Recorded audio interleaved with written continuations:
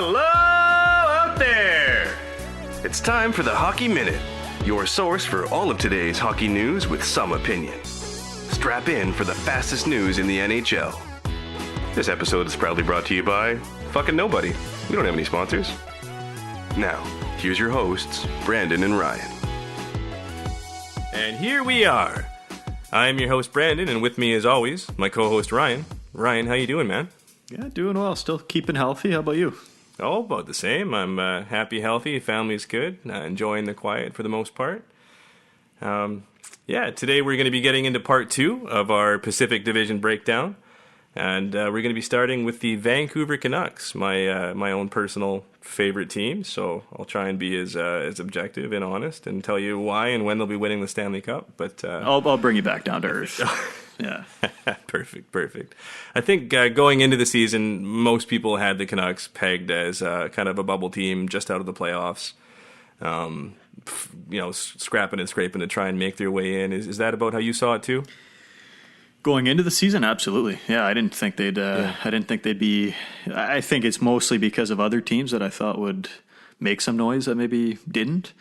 I saw them maybe sneaking in, but I don't know. I mean, I'll let you kick us off here. I mean, I know you want to give them a full-blown A+ and talk about how Pettersson and McDavid are comparable, but. Well, I mean, that's the obvious place to start, isn't it? I mean, have you seen the guys' dangles? They're sick.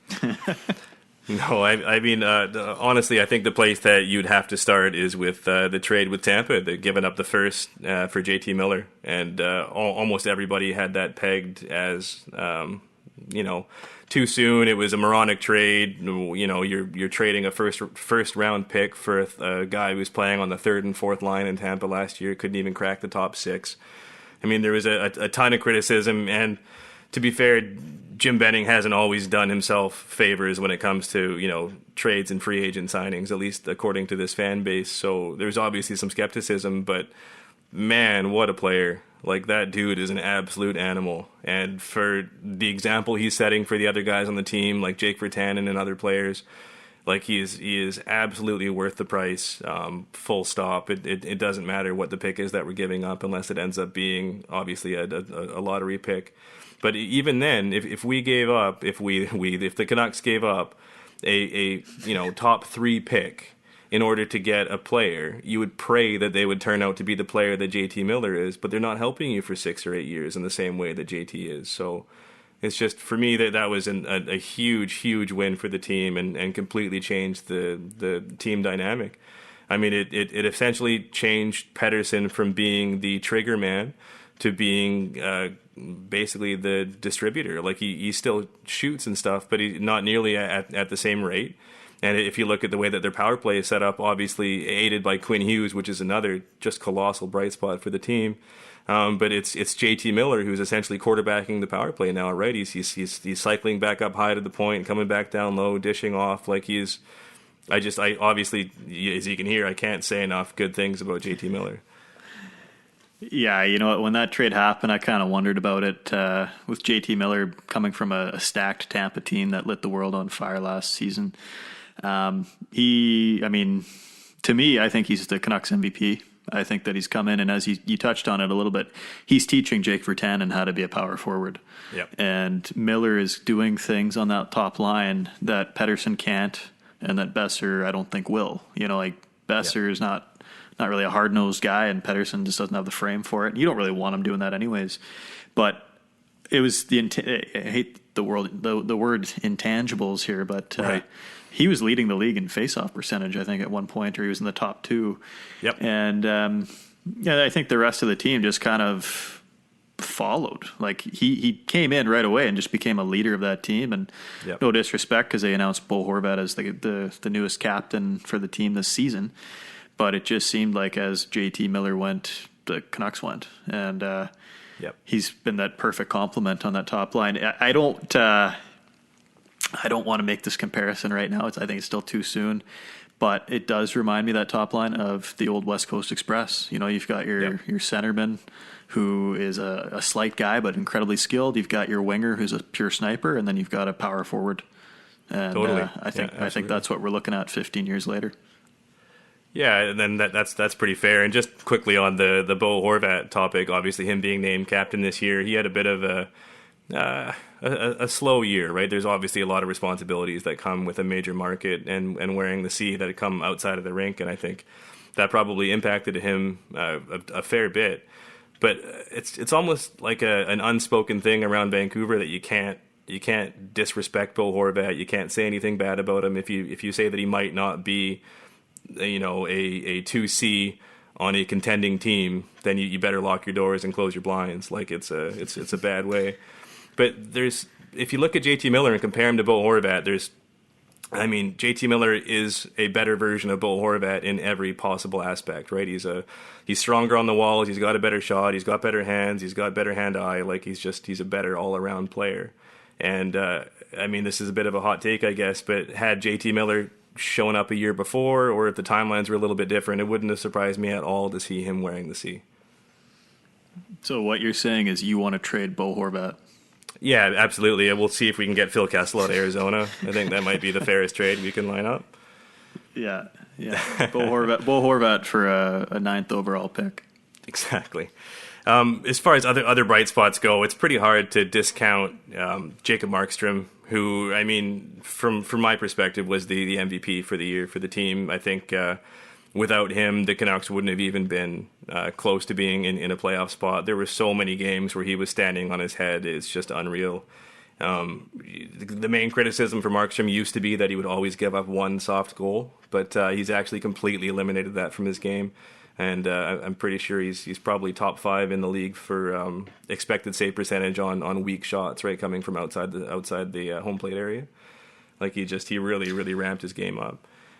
And he lost his father, and I think hockey was the perfect escape in that sense, because he came back and you saw Travis Green get emotional talking about it. I think a lot of the players got kind of emotional when they talked about just how much of a rock he's been for that team. And this is what the Canucks, the way I see it as, an unbiased guy that lives in Vancouver, not really necessarily a Canuck fan, but they've got all the pieces now of a championship winning team. When you look at teams like the Kings or the Blackhawks, they had, a goalie that could steal you games. They had a number 1 defenseman, whether it's Drew Doughty or Duncan Keith.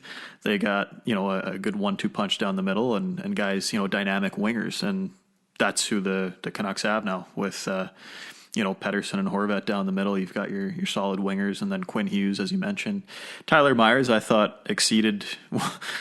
People thought this was the worst signing since Louis Eriksson, but I thought he played really well. And same thing with Jordy Ben to come in as a 6'7" defenseman, just to bring some toughness too, and some. I don't know if I'd call it leadership, but I think Jordy Ben, being a BC boy, understands what this means to put on the jersey, and I thought he fit in really nicely. Yeah, that's a really good point. And one thing about Jordy Ben is it seems like he's an absolute zero maintenance guy, right? He's just from about halfway through the season, it was Oscar Fantenberg who took his spot, and Jordy Ben sat out for almost I think a 20-game stretch.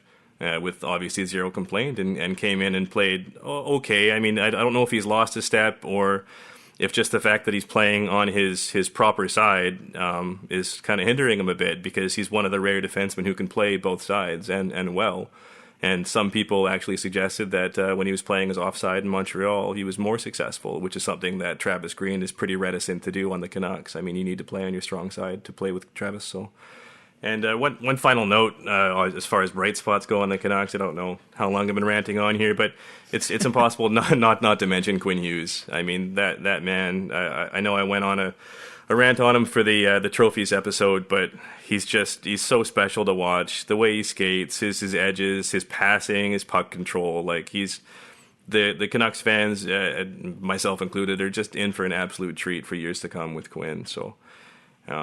It's just a really, really bright future for the team ahead. And even if I try and take my fanboy hat off, which is, I think, permanently glued on for the most part, I still feel fairly optimistic for the year coming up for the Canucks. And for a Canucks fan, that's rare. We've had, I think, more Game 7 losses, or as many Game 7 losses as anybody else, right? There's built-in disappointment and sadness that comes with being a Canucks fan. So it's pretty exciting to be able to look forward and feel like they'll actually be competitive. Yeah, I think they're trending upwards, and I mean next year I anticipate that they'll be for sure playoff team. Yeah, I'm with you there. What do you see for the Canucks as far as kind of moves they need to make or will make coming up in the offseason to gear themselves up for a bigger push? You know what? I I almost want to give up on Olli Juolevi. My brother Joel is very much anti Olli Juolevi. Maybe move him for a piece. I think that the team's right where they need to be. Right, you're going to have to pay Pettersson and Hughes in the next couple of years. You got the expansion draft to worry about. Like, I don't think they really need to make too many moves. And Jim Benning, for all his faults, is a heck of a drafter. So yeah, absolutely. I think moving forward, I don't know if there's really too much they need to tweak.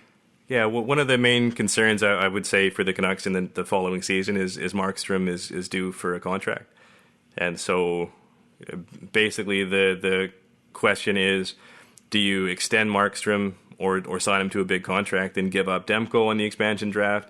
Or do you sign Demko, let Markstrom walk, and try and get a goalie like Robin Lehner or somebody like of that ilk, right? Because there's quite a few goalies that are in the kind of B tier range that are going to be free in the offseason. But are you going to give up on at least who I would say was your team MVP and hope that a goalie on the up can manage to pull a Matt Murray or something like that? It's a pretty big risk for a team that may be giving up a non-protected draft pick, right? Well, and they did it before, right? I mean, with Luongo and Schneider, and I don't think you want to risk it. I think if you know what you have, you stick with them. Yep. So I would say that they got to keep Markstrom in this situation. Yeah, I'd actually lean that way as well. Despite I really do think Demko is going to be a solid number one goalie for years to come. But it's almost the same question of having the draft pick or having JT Miller. It's like, can you afford to wait through your team's prime years for your goalie to get it?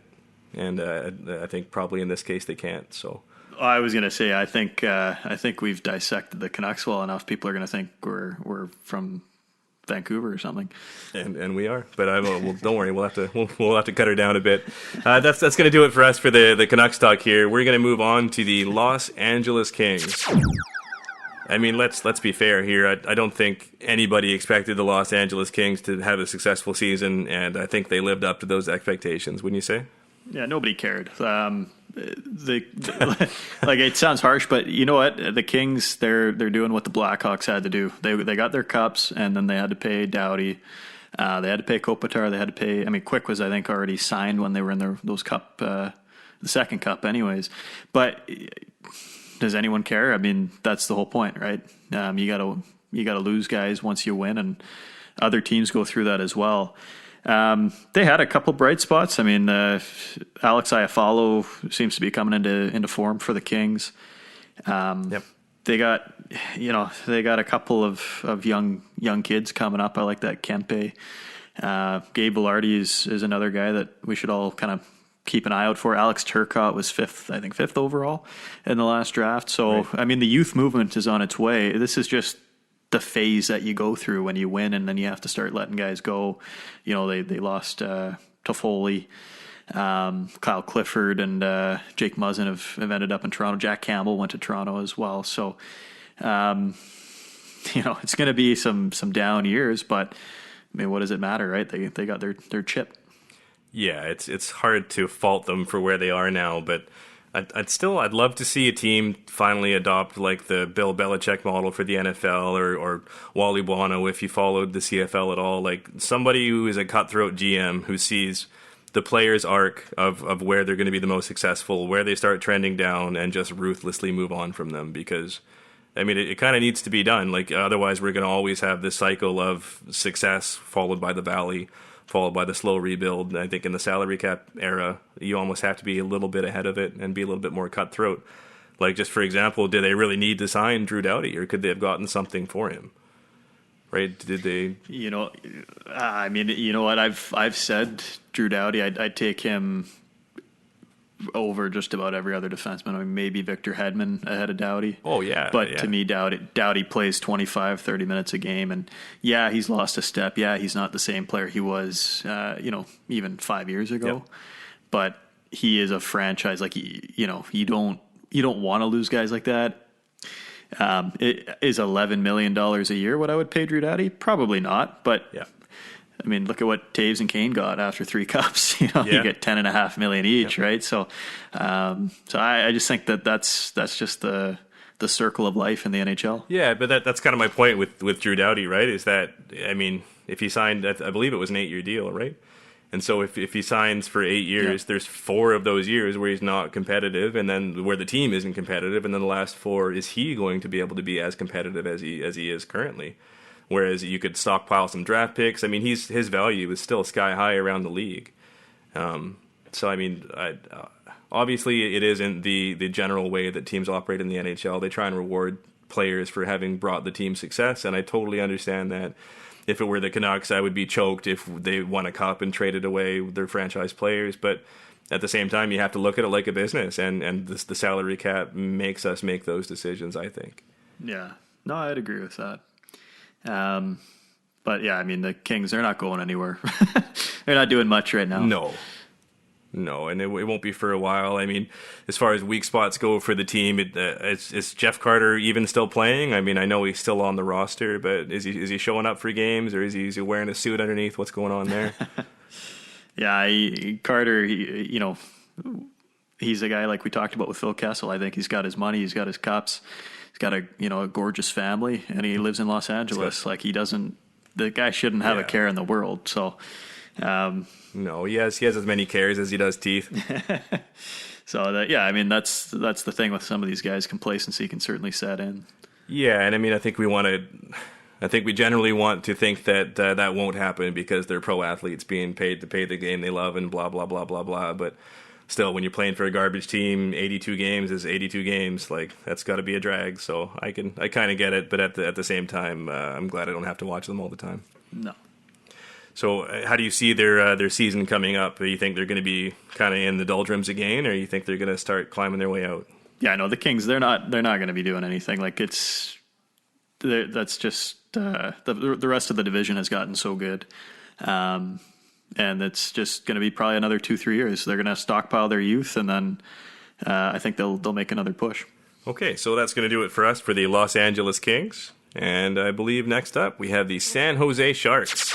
And I believe most people would have expected them to perform slightly better than the Los Angeles Kings, but still be, I mean, at the very best, a bubble team. How did you see them last year going in, Ryan? Well, hey, listen, I know a couple people that are diehard Shark fans that are not going to like what I'm about to say, but I was actually happy to see them not succeed this year. Going into the year, I think everybody felt they had Brent Burns and Erik Karlsson and Marc-Edouard Vlasic on the blue line. But man, this season was not good. I think they went 0-4 to start off the year. They lose their captains in free agency. And so this year was a disaster. I mean, there's no other way to put it. I mean, did you have any bright spots that you wanted to touch on? Because I honestly don't. No, I mean, the thing about the San Jose Sharks is I almost hate every player on that team.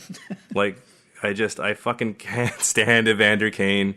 He drives me crazy, and I understand that's kind of his style, but he seems like a big baby, like a man baby, like it doesn't go his way, and all of a sudden he's throwing the game, he's having a fit, he's getting kicked out because he's doing whatever he feels he needs to do, but it's just selfish. I can't stand the way he plays. So I have a hard time kind of even saying that he was the bright spot, even though he was probably their best player this year. I mean, let's just quickly go through the list of their stars. I mean, did Erik Karlsson have any kind of remarkable year? No. I mean, I've always felt that Karlsson's been, outside of 1 or 2 years, I think he's one of the most overrated players. He's still a great player, but he's one of the most overrated players in my opinion. And they signed, you have Brent Burns back there who can do the same thing as Erik Karlsson can. And he signed Erik Karlsson to $11.5 million a year. Like, that move made no sense. And then they lose their captain and their heart and soul in the meantime. And Karlsson laid an egg. Burns didn't play well. I mean, Burns was a minus 22 this year. And then you've got Martin Jones, who is probably the worst number 1 goalie in the league. And Yeah, he's a number 3 masquerading as a 1. Like, I mean, they got that contract that they signed him to, and he had that great run to the Cup final a few years ago. But ever since then, it's been nothing. So, I mean, the only 2 guys that I think that are good players for them that are still somewhat young, you got Timo Meier and Tomas Hertl, but you're relying on Joe Thornton, who's like old enough to be my dad, and then you got Burns, who was drafted in 03, and Vlasic was an 05 pick. Yeah. Like, you got all these guys that are in their 30s that they're not going to get it done. So, selfishly, I was happy to see that they didn't succeed. And kind of the ironic thing, as much as people love to hate on Ottawa, that trade, that Karlsson trade, now Ottawa's kind of looking like they're going to get a top pick. Yeah, I mean, I don't think Pierre Dorion gets nearly enough credit for operating with the skill that he does under the pressure of that moron. Like, it is amazing that he manages to pull off the moves. He seems to be very capable at drafting. He's made some pretty savvy trades. I think that Ottawa is really set to succeed once they get going, if they can manage to kind of get out of the thumb of their ownership. But this isn't necessarily the Ottawa breakdown. One thing I wanted to touch on about Erik Karlsson, you kind of mentioned it earlier, is I think he is one of the most overrated players in the league. And he seems to carry himself with that same attitude that I just can't stand in Evander Kane. Like, I remember the Ottawa's playoff run when they took Pittsburgh to the conference finals. And with him just bitching out Mike Hoffman on the bench, I don't know. I find that stuff super disrespectful, and I mean, I understand players are going to get into it and stuff, but when I see stuff like that, it really makes me wonder and question about his leadership and his ability to operate within a team. And then when I see how he seems to treat his teammates in San Jose, I'm seeing more of the same stuff. So I don't know. I don't have a lot of time for Karlsson. No, he had that moment last year that, and I mean, even the CBC guys called him out. They said, I think Landeskog ran him over in the playoffs, and Brendan Dillon or something came to defend him, and then later on, Karlsson was out of position, and he yelled at Dillon for not covering for him or something. Like, it was just like, you're going to do that, and I mean, I don't know. Yeah, I mean, we could do a whole episode on our thoughts on Karlsson, I think, but I mean, it was a bad contract to begin with, and it's just, that's the next 6-7 years you're going to have Burns, Karlsson, and Vlasic all making 25-26 million combined or something like that. It's not a good it's not a recipe for success. So how do you see them coming out of this then? Because like you just said, they've got 5 or 6 years of being tied down with these massive contracts. I mean, are any of those contracts even movable? Is anybody going to take Karlsson next year? Would anybody take Burns? Well, first of all, I don't even know offhand if those guys have no trade clauses, but if they didn't, you're looking at a team who maybe has a bunch of cap space that might, entertain that. I think that the Sharks, like, next year, they're going to keep their crew, and everyone's going to say, we're going to make this right. We're going to rectify the situation here. Everyone's going to step up their game. But the other thing is they had a couple of good prospects that, I mean, one of those guys was Josh Norris. They traded him to get Karlsson, right? So when you start trading your prospects and you're in win now mode and you don't win, it's not a great look. And that Ryan Merkley is their kind of blue chip prospect, and depends on who you talk to, I guess. He's got a lot of skill, but it sounds like he's got a bit of an attitude issue. So is he going to pan out? Like, I don't know. He'll fit in. Him and Kane will just be best friends, roommates, so like a buddy comedy. But yeah, I don't see them. I see them maybe getting kind of regrouping as a unit and saying we need to be better and putting in the work to get better. But I mean, their window is now, and I just I don't see them getting any better. No, I mean, I don't think Timo Meier or Thomas Hertl are good enough to carry them in the way that Crosby or Malkin do through their other teams, and it's like they're just. I think they're going to be mediocre or worse for the next 6 or 7 years. I'm just looking at Erik Karlsson's contract here. He's got 8 years remaining at 11.5 with a full no move. So, I mean, enjoy your mediocrity, I guess. That's brutal. Yeah. Okay, that's going to do it for us for the San Jose Sharks. And to round out the rest of our California teams in the Pacific are the Anaheim Ducks. And I think all of the California teams have pretty similar expectations in that nobody expected Anaheim to do just about anything this year. I mean, all of their players are on the injured reserve or gone. I mean, Perry got traded, all that good stuff. So how did you see Anaheim going into the year? Well, I'll say this. It's a total movement here right now because all the Canadian teams in the West look pretty good. And all of California is happy that their state is on lockdown and they don't have to watch these terrible teams. Because Anaheim, I mean, outside of John Gibson and, they got a couple of good young, Max Jones, Max Comtois, Troy Terry, like Sam Steele. They got a good youth movement coming up. But nobody really expected much from them. They actually got off to a decent start too. But by the end of by the end of the year, it was pretty clear that they're a pretender in this division. And I mean, you touched on Perry leaving. I mean, Getzlaf is the other half of that. That guy that's been there forever, and he's not the Getzlaf he once was. Did you have any thoughts on Adam Henrique? Yeah, he's been a bit of a surprise, right? Like he pulled out, I think it was 26 goals this year, which is, I'm pretty sure, tops on the Ducks, and probably the only actual bright spot for the team, which says a lot. I know we just finished talking about San Jose, but the nice thing about Anaheim is it seems like they're at least set for the future, right? They're not buried. They're not sitting on 4 different contracts at $11 million.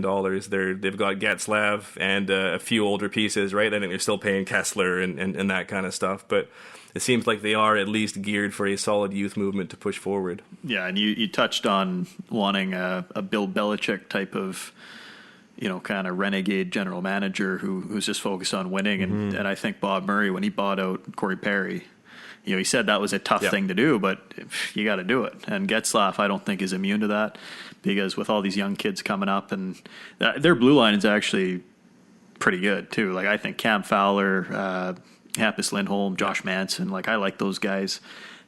Gibson and net, like the blue line, I don't think is an issue. And I think with Gibson and net, he's a very he's not really talked about because of where he plays on the West Coast. He's, they got those 7:30 starts in California, and all the writers out east miss him. But offensively, they need a lot of work. They need a lot of help, and it wouldn't shock me if Bob Murray comes out of the summer and somehow makes a trade to get maybe Getzlaf out of the way. Pave the way for some of these up and comers. Yeah, I'm really curious about Getzlaf. I mean, he's such a monster, obviously, right? He's just an absolute tank, and he can still dish. So I'm curious how he only ended up getting 15 goals for the season. I'm wondering if it was a bit of an outlier.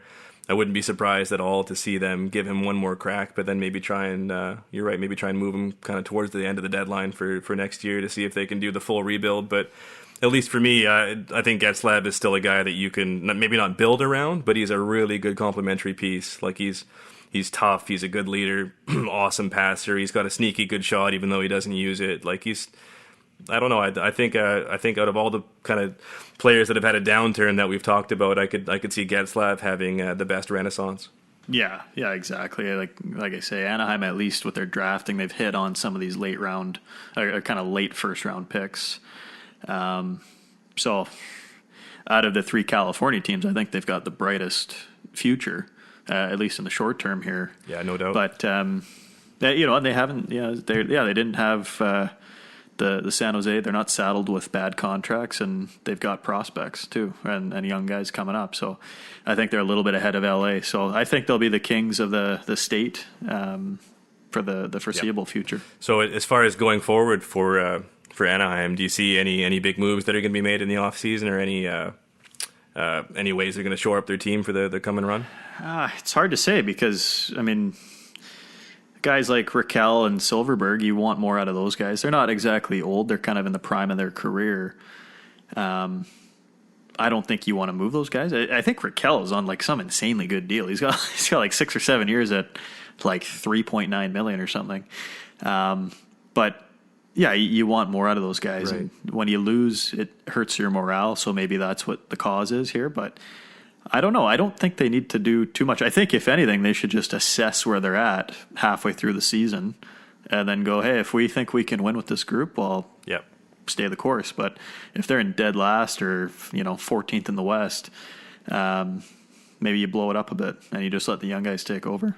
Yeah, I'd be curious to see if there's any interest in moving contracts like Ryan Kessler's or Patrick Eves, just to try and clear up some space, or maybe even do that and take on some other contracts. It's nice for teams that are in that position, like that they're in, to be able to offer some flexibility to other teams. But it seems like in the last few years, there's fewer and fewer teams that are available cap dumps for anybody. So maybe that's something they could look into facilitating in the coming season.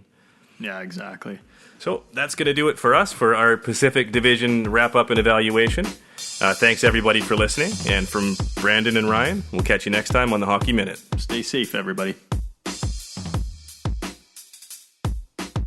We'd like to take a second to thank you, the listener, for joining us. And a big thanks goes to our writers and production team, Jules, Mark, and Matt. We couldn't do this without you. That's going to do it for us. This is Brandon and Ryan. We'll talk to you next time on the Hockey Minute. Yeah, Rick, don't do any extra jumping, okay?